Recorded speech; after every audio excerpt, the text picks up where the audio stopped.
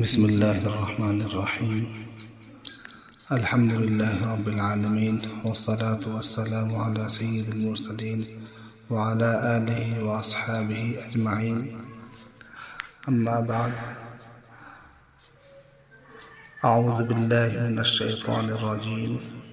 بسم الله الرحمن الرحيم. إن الدين عند الله الإسلام ومن يبتغ غير الإسلام دينا فلن يقبل منه وهو في الآخرة من الخاسرين. گفتگو کا موضوع ہے جہیز کا مطالبہ حرام ہے. بلا شبہ دین اسلام اللہ کے ہاں مقبول ہے، اور جو کوئی دین اسلام کے علاوہ اور کوئی دین اختیار کرے گا تو اس کا یہ دین خدا کے یہاں قابل قبول نہ ہوگا.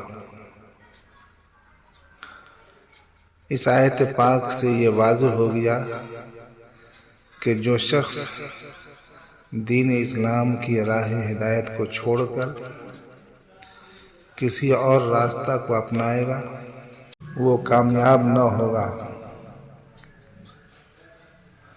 جو شخص آپ علیہ السلام کا مبارک طریقہ چھوڑ دے گا اور بدعات و رسومات کے جنگل میں بھٹکے گا اور ان رسوم باطلہ کو اپنائے گا جن کا شریعت میں کوئی وجود نہیں، نہ ہی نبی اکرم صلی اللہ علیہ وسلم اور صحابہ اکرام و اولیاء اکرام کی زندگیوں میں اس کا ثبوت ملتا ہے، وہ سراسر گمراہ اور گھاٹے کے سودے کا سوداگر ہے. غیر اسلامی رسم و رواج کی چیزیں اس قدر مضر اور نقصان دہ ہیں کہ آج مسلم معاشرہ بالکل تباہ و برباد ہو چکا ہے. سینکڑوں مسلمان ان رسوم باطلہ کی بنا پر اپنی زندگیوں سے ہاتھ دھو بیٹھے ہیں. ایسا رسم رواج جس سے ہزاروں لوگ گلے گلے قرض میں ڈوب گئے ہیں، بلکہ اب تو یہ دیکھنے میں آ رہا ہے کہ لوگ شادی بیاہ کے اس بے بنیاد رسم و رواج کی تکمیل کے لیے سود اور بیاض لینے پر مجبور ہوتے جا رہے ہیں، حالانکہ سود خوری اسلام میں کہیں جائز نہیں. سود خوری یا سودی کاروبار سراسر حرام ہے. سود خور ملعون ہے، سود کا لین دین کرنے والا ملعون ہے. حضرت جابر بن عبداللہ رضی اللہ تعالیٰ عنہما سے روایت ہے کہ آپ صلی اللہ علیہ وسلم نے فرمایا، سود کھانے والے، سود کھلانے والے، سود کو لکھنے والے اور اس کی گواہی دینے والے سب پر اللہ کی لعنت ہے اور سب کے سب گناہ میں برابر ہے. قرآن پاک میں ہے وَمَنْ عَادَ فَأُولَٰئِكَ أَصْحَابُ النَّارِ هُمْ فِيهَا خَالِدُونَ. اور جو لوگ سود کی قباحت و حرمت معلوم ہونے کے باوجود دوبارہ اس کے اندر آئیں گے، سود کی طرف لوٹیں گے، تو ایسے افراد، ایسے حضرات ہمیشہ جہنم میں رہیں گے. کلمہ پڑھنے کے باوجود طویل زمانے تک جہنم کے عذاب سے دوچار ہونا پڑے گا. جن خطرناک اور مضر رسوم باطلہ کی بنا پر مسلمان پریشان یا کنگال ہوئے ہیں ان میں سے ایک رسم جہیز بھی ہے، جو لڑکی والے کی طرف سے لڑکے والے کو دیا جاتا ہے۔ اس جہیز کے لین دین نے مسلم معاشرہ کی جڑوں کو ہلا کر رکھ دیا ہے۔ کوئی لڑکا والا لڑکی والے سے موٹر سائیکل کا مطالبہ کرتا ہے تو کوئی فریج کا، کوئی ماروتی کار کا، تو کوئی فرنیچر وغیرہ کا مطالبہ، اور نہ جانے کیا کیا مطالبات کرتا ہے۔ اور آج کل تو نقدی رقم کا بھی ماحول وبا کی طرح پھیل رہا ہے، جس کو دیکھیے نقدی رقم کا مطالبہ کر رہا ہے، یہاں تک کہ گھاس کھدا بھی نقدی رقم کا مطالبہ کرنے لگا ہے، جس کو اس زمانے میں تلک کہتے ہیں۔ حالانکہ شریعت اسلامیہ میں اس طرح کے جہیز کا کہیں کوئی ثبوت نہیں ملتا۔ اب آپ ایسے مسلمانوں سے پوچھئے کہ یہ کیسا اسلام ہے، کہ اسلام کے کچھ احکام پر عمل کرتے ہیں اور کچھ احکام کو چھوڑتے ہیں، تو یہ اسلام اللہ کے ہاں ایسے مسلمان کا کوئی عمل اللہ کے ہاں قابل قبول ہوگا؟ جب صحیح اور غلط کی تمیز ہی نہیں، جائز اور ناجائز میں فرق کرنے کی صلاحیت ہی نہیں، تو پھر یہ کیسا اسلام اور کیسا ایمان ہے؟ دوستو، یہ سراسر غیر اسلامی اور شیطانی حرکتیں ہیں، ان سے باز آنا چاہیے۔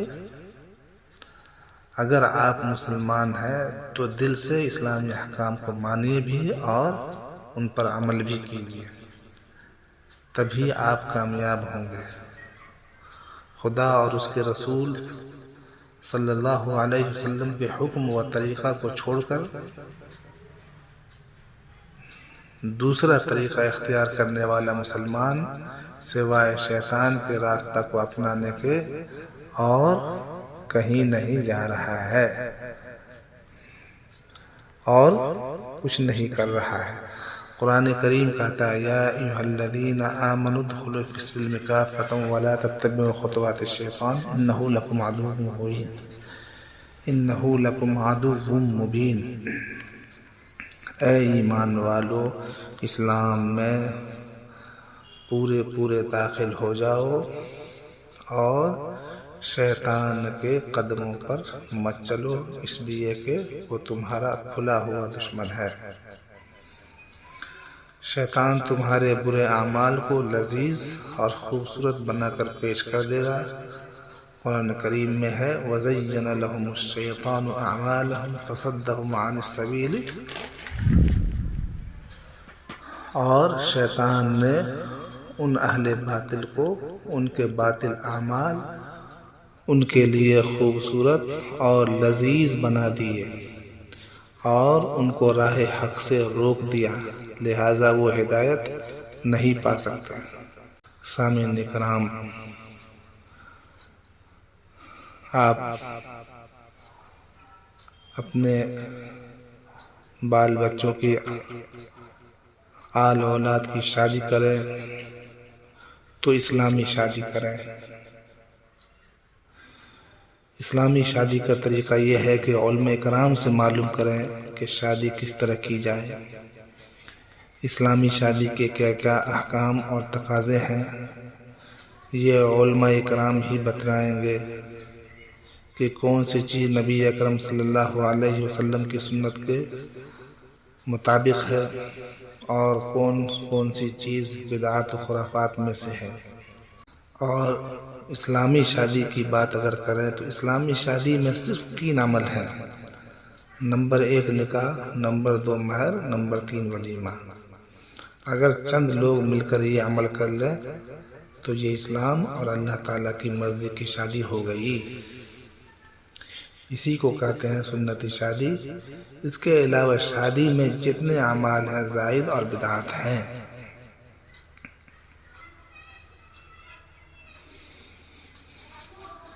سامعین کرام،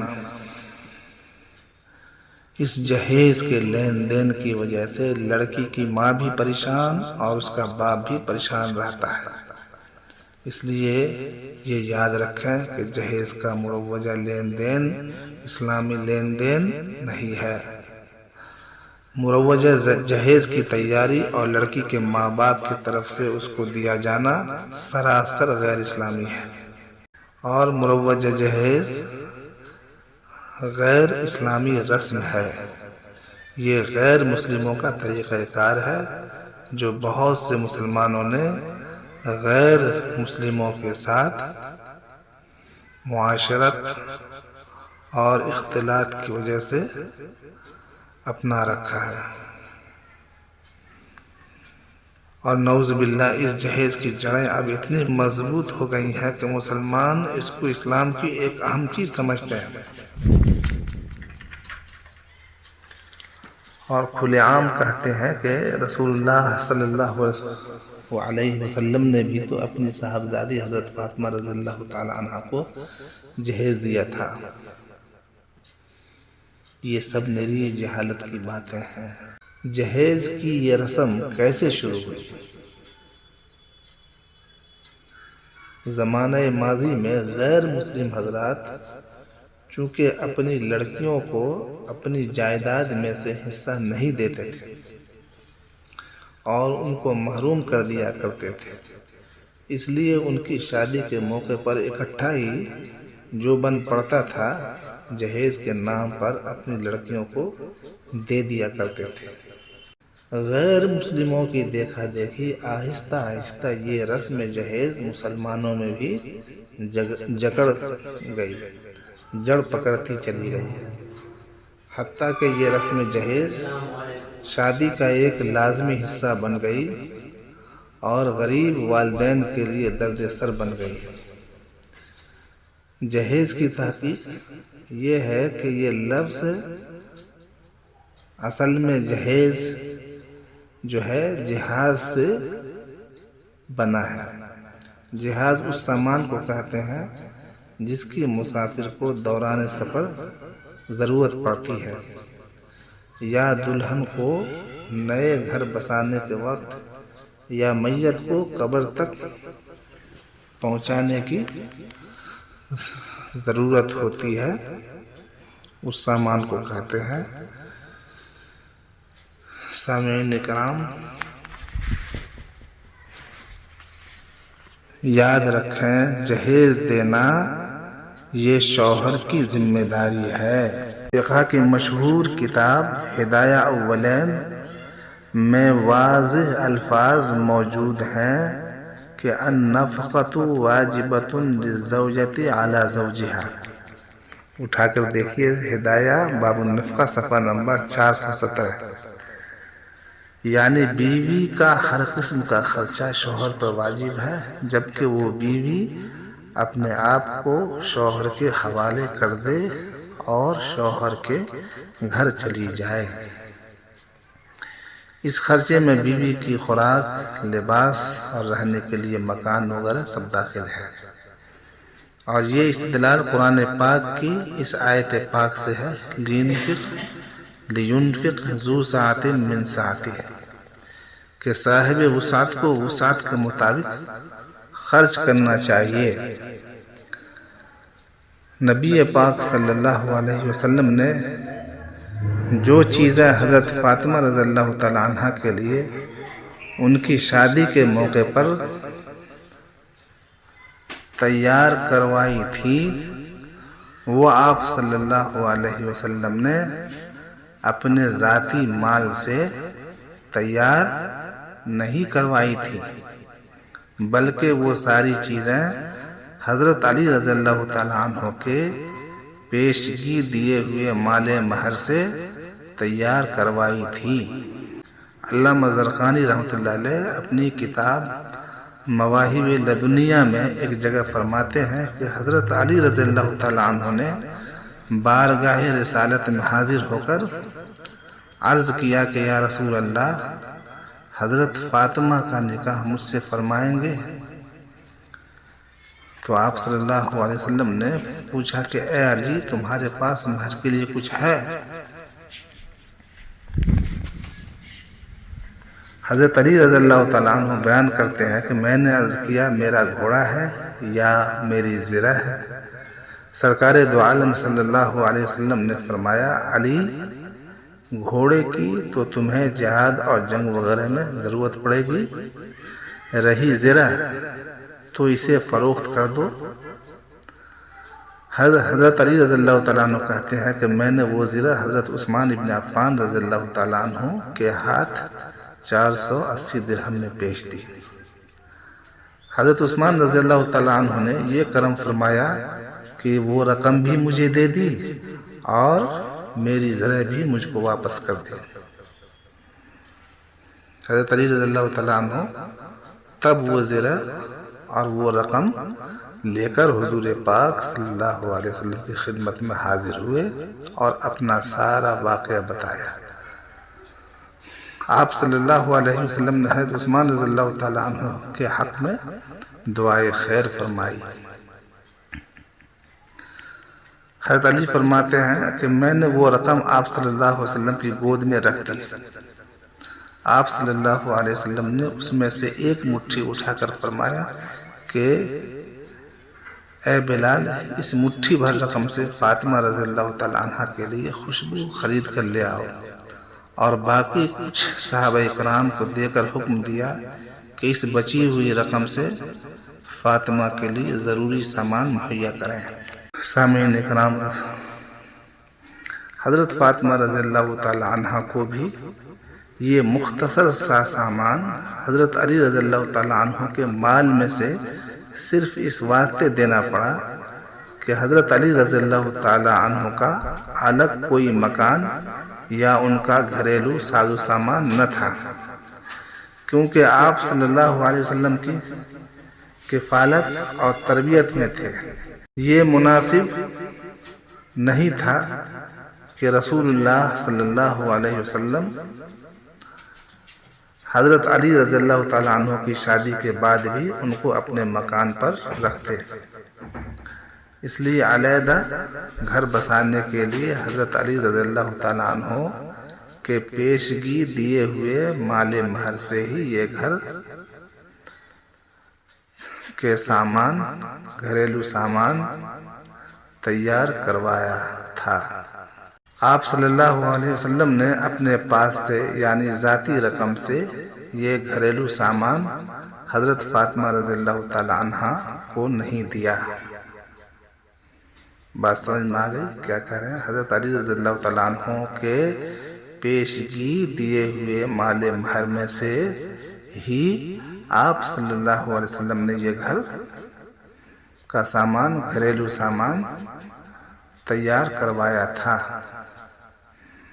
آپ صلی اللہ علیہ وسلم نے اپنے پاس سے یعنی ذاتی رقم سے یہ گھریلو سامان حضرت فاطمہ رضی اللہ تعالی عنہ کو نہیں دیا۔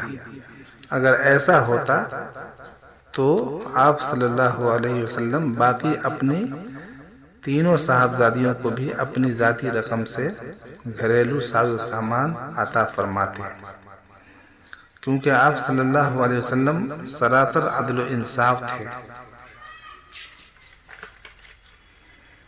مظالم اور ناانصافیوں کو ختم فرمانے کے لیے اور ان کی جگہ عدل و انصاف اور تمام خیر و بھلائی کی چیزوں کو اس دنیا میں قائم فرمانے کے لیے آپ مبعوث کیے گئے تھے۔